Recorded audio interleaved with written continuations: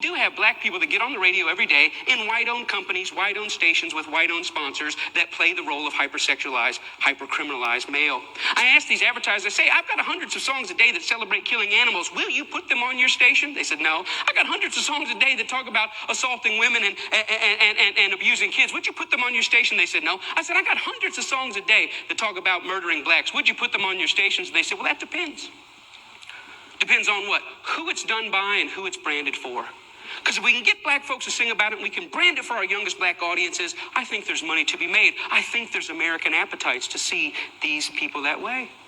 I said, how can you say that? They said, well, look, it's what these artists know. It's what they, black people, create. It's, matter of fact, our surveys say it's what they want to hear, which speaks of a sickness. How do we live in a society where somebody says, you know what, I'm inspired to write a song that celebrates murdering another person. And then a person says, I'd like to put that on my station. Another person said, I'd like to pay for it. And then there's people out here in the audience that go, I'd love to hear it, as long as it's black guys. Because even white people buy rap music, buy this type of stuff, because we know that when we want to hear about killing each other, we know who to turn to for that type of inspiration.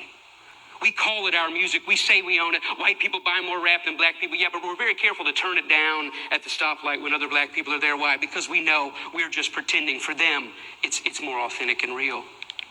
I always ask the companies, what about your name? What about your brand? What about your value? And the largest radio company in the world said this: it's okay that we only have drug dealers on our black youth stations. We only have murders on our black youth stations. We support black charities. We give out water at the Martin Luther King parade. I think we've got it covered. We've bought them off.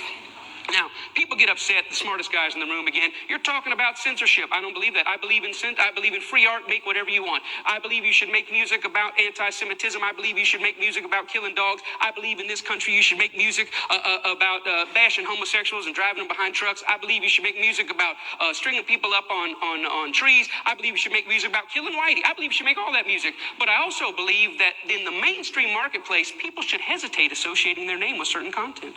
You know, there's certain stuff you can't buy at the store. Certain stuff you can't get on iTunes because their brand doesn't want it. But if you want to hear black people celebrating killing black people, they got thousands and thousands and thousands of those things to sell you. I don't think it's about censorship. I think it's about American cultural hypocrisy. Because here's the truth. These black entertainers, they can't sing just about anything. There's some stuff that'll get them fired, and they get dropped, and they get fired, and they get slapped on the wrist, and they get disciplined all the time. Why? Because sometimes they step over the bounds.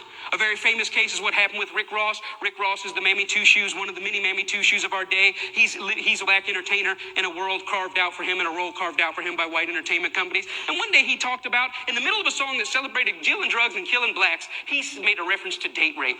And when he made that reference to date rape, that set social media on fire. That got 100,000 petitions in 24 hours. Hey, buddy, date rape is no joke. That had white people standing outside of Reebok in New York saying, you better take this seriously. We're tired of a rape culture in America. One line in one song moved the masses. And you know what Reebok did? Did they stand by him and say, hey, we believe in freedom of speech. We believe in freedom of expression. It's just a song. Calm down. No, they fired his tail on the spot. The president came out and said, this goes against our high standards. He's gone against the values of our brand. Shame on Rick Ross. We're disappointed. He doesn't know how serious date rape is. And when I saw that, I thought, wow, how convenient. Isn't that amazing? But here's what really happened. It's not their brand. It's not their values. Rick Ross went off script. He was hired to get black customers, and they think that black customers go with black bait. And in America, black bait is the hyper-criminalized, hypersexualized portrayal of black people. And as long as he had sung about that, the stuff that got him hired, he still have a job at Reebok. But when he touched other sensitivities that affect us, he lost his job. See, the truth is, it's not they that need to change. It's we that need to change.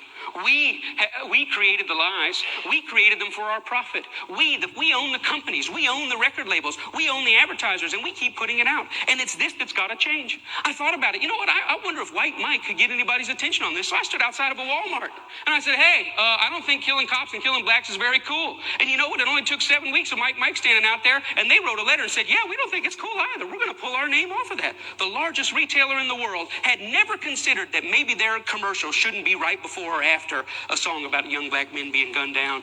And I realized this, that black murder is normal, but it should not be.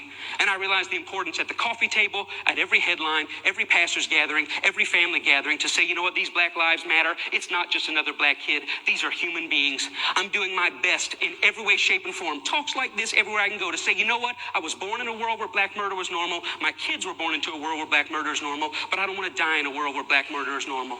Am I 5 years or 10 years away? I don't know, but I'm screaming as high as I can. Let's feel this pain and let's lift our voice to tell the lies. They are not criminals, they are not deviants, and their lives are just as important as ours. Thank you very much.